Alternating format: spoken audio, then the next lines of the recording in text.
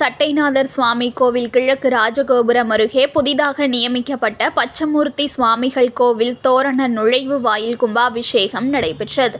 தர்மபுர ஆதீனம் முன்னிலையில் இந்த கும்பாபிஷேகம் நடந்தது. மயிலாடுதுறை மாவட்டம் சீர்காழியில் தர்மபுர ஆதீனத்திற்கு உட்பட்ட சட்டைநாதர் சுவாமி கோவில் உள்ளது. இங்கு திருநிலை நாயகி அம்பாள் உடனாகிய பிரம்மபுரீஸ்வரர் சுவாமி அருள் பாலிக்கிறார்.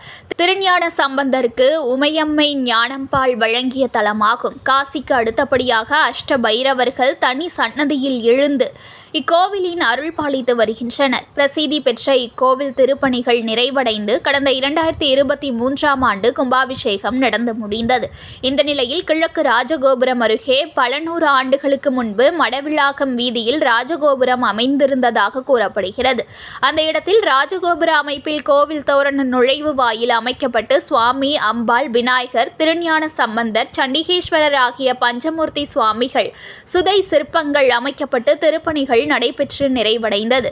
கும்பாபிஷேகம் தர்மபுர ஆதீனம் முன்னிலையில் நடந்தது. முன்னதாக 2ஆம் கால யாகசாலை பூஜைகள் நிறைவடைந்து வேத விற்பனைகள் மந்திரம் முழங்க புனித நீர் அடங்கிய கடம் புறப்பாடாகி தோரணவாயில் பஞ்சமூர்த்தி சுவாமிகள் கோபுர கலசங்களில் புனித நீர் ஊற்றப்பட்டு கும்பாபிஷேகம் நடைபெற்றது.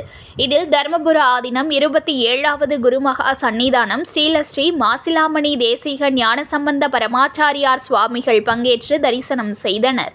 செய்திகளை உடனுக்குடன் தெரிந்து கொள்ள லைக் பண்ணுங்க, ஷேர் பண்ணுங்க, சப்ஸ்கிரைப் பண்ணுங்க, மறக்காம கமெண்ட் பண்ணுங்க.